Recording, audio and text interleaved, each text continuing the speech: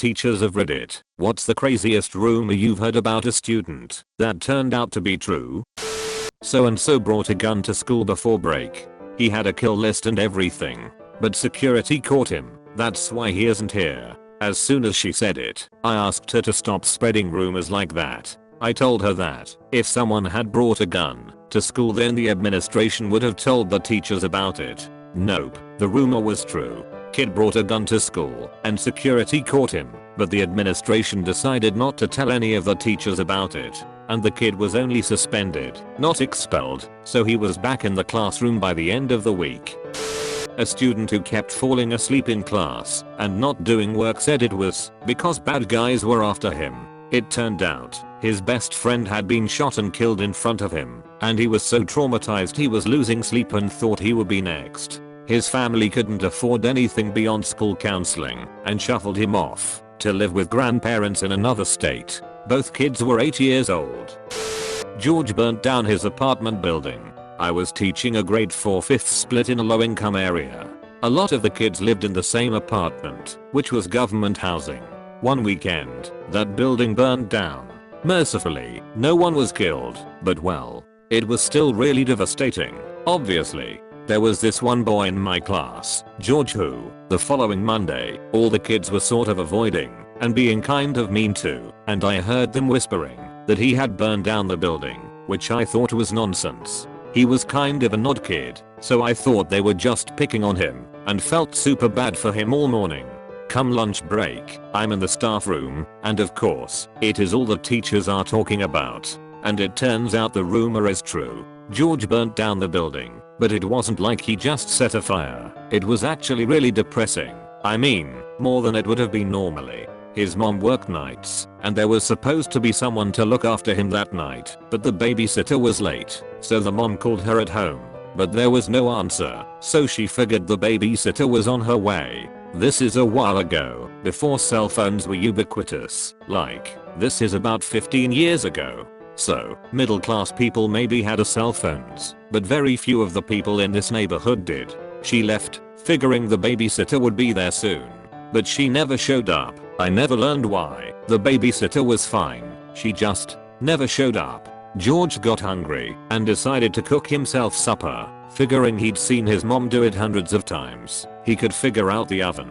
And yeah, there was a fire that then burned down the entire building. I have a good one. It's not one single rumor, but the rumors about this girl were out of control for a 2 to 4 month period of the school year. Girl at party had regrettable sex and claimed she was raped. Everyone believed her basically, except a few people who believed accused guy. One day during school, she had apparently asked for a pass to go to the bathroom. She met some other guy, not party guy, in one of the locker rooms at school to have sex with him. Some random person happened to go into the locker room and saw them. The person recorded what they saw and never told anyone. Later the girl claimed rape by locker room guy after he didn't want to date her or something. Out of nowhere the person with the video came forward. She had to be on a safety plan because people hated her guts, and clearly the second rape claim was false, and then no one believed the first one either, so that guy was vindicated. She ended up transferring. You probably just want to avoid Quentin. He will try to hurt you. I teach high school and heard this headed into my first year of teaching, and had this kid in my class. On the first day of school he talked about how his cat got raped. Several weeks later spent the class shining a laser pointer in my eyes until I figured out it was him. Eventually another teacher had to get a restraining order against him because he threatened to kill her with very specific actions. Eventually gets sent to juvie. At this point I figured I was done hearing about him. Nope. Gets out of juvie and the teacher that works there catches Quentin spreading gasoline around his house late one night with enough to burn the whole place down. That kid was taking the train to Nick, catching pigeons and training them to be carrier pigeons. He ended up doing his final project for me about the velocity of his pigeons to Kiev. Not a teacher, but I sprayed aerosol and my teacher had an allergic reaction and passed out due to loss of oxygen. She was taken to a hospital and her heart stopped for 12 seconds. Happened my sophomore year of high school. For the next few years my aunt who was a teacher at the high school, would tell me that the teachers would say they were getting a student known as the Axe Murderer. Pretty solid nickname TBH. High school teacher. There was a rumor that a student was actually a model for Teen Vogue. I honestly believed it because she was a stunningly beautiful girl and a top student, kind to everyone, responsible, tall, and had really striking model cheekbones. One day the class is making collages and going through magazines. Sure enough, one kid finds the latest Teen Vogue in the stack. "Hey, Savannah, is this you?" she asks, pointing to a picture of a girl in a prom dress. Savannah looks up and squints. "Yup, that's me," she says, smiling, very matter of fact. "For real?" the class chimes in. "Not kidding.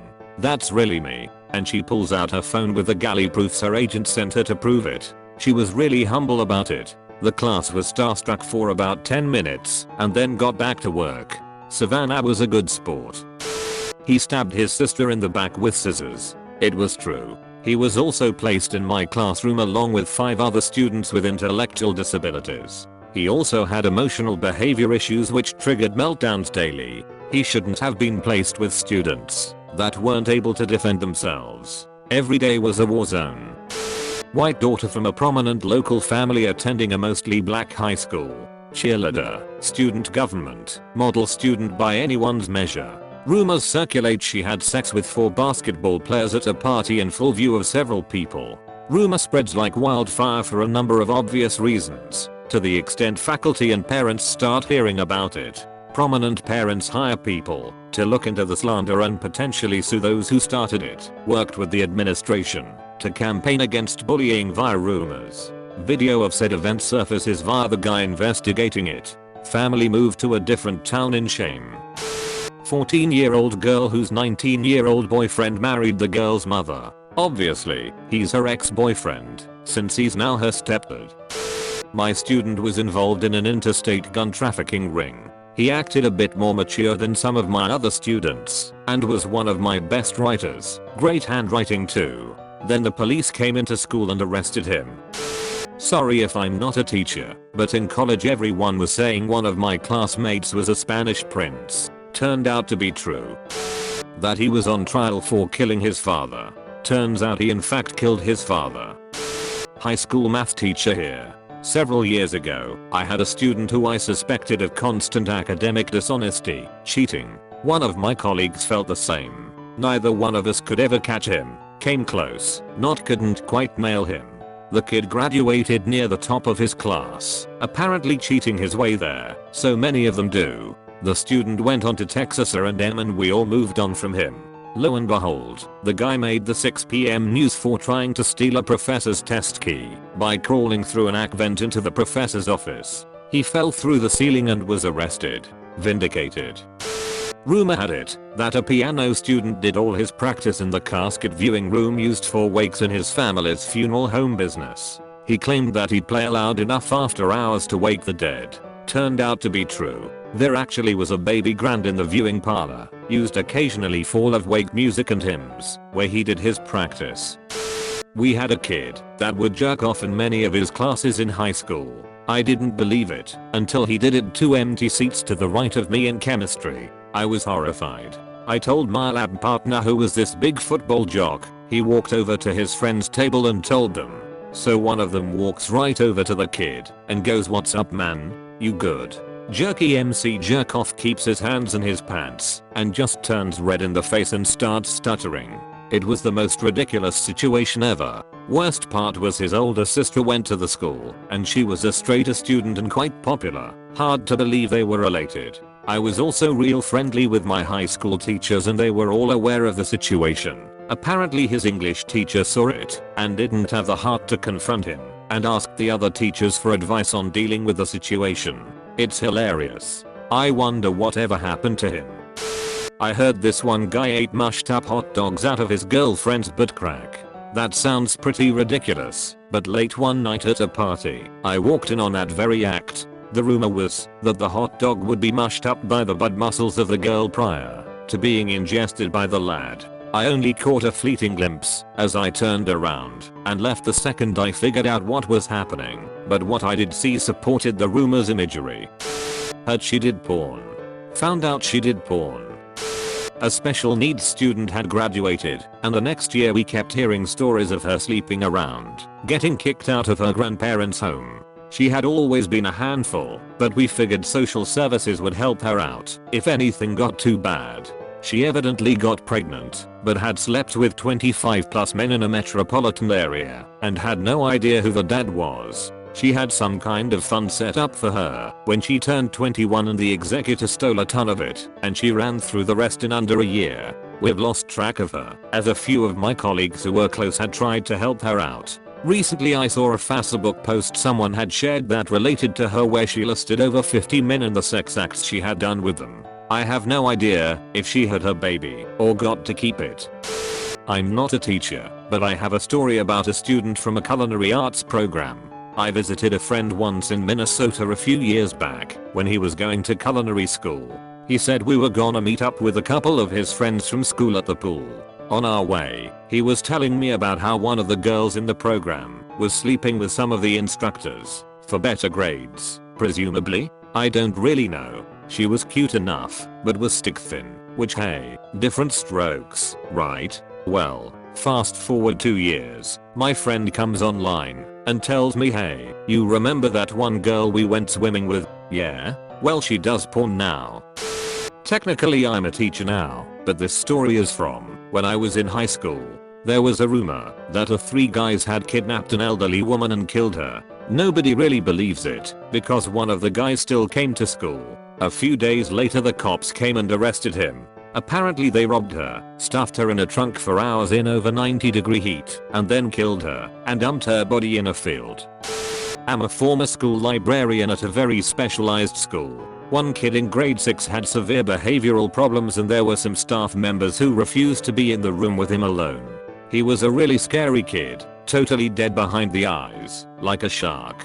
I heard kids spreading rumors that his home life was a horrible mess. He was one of either 5 or 6 kids, I don't remember now, and that his younger brother had mental problems, and that his parents just didn't know how to handle it. Told them to knock it off, and I know they were given a lecture about not gossiping. The boy ended up not being invited back for the next grade. Anyway, turns out that it was all true. His younger brother had bipolar and was possibly schizophrenic or something similar. He apparently would run away, hurt himself, scream all the time, etc. The information I have now paints a devastating picture of that poor child's mental health. It is so heartbreaking. He ended up committing suicide at age 12, I think. There was a TV documentary about it here. It's horrible, and I feel awful for his brother, the kid I knew. It makes so much more sense now. That a student had consumed an entire container of hand sanitizer. I could not fathom that being something worth doing or him not getting caught before finishing the act, but no, it was true. They had to call poison control, and the little bastard was drunk all afternoon. This student poisoned a girl. He put something in her bottle of water. She got sick and had to spend 1 day at the hospital. It was true, and he didn't even deny it. He said, I had tried on several students before her, but it worked only on her. The college did nothing about it, except paying back the girl for the day she missed.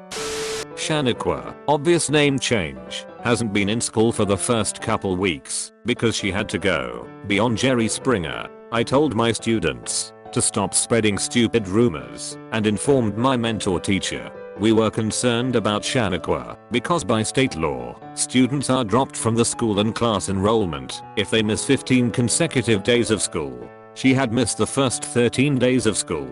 She came back on what would have been the 15th day. Her episode aired 2 days after that. It was extremely trashy and obviously scripted, but damn did we teachers eat it up.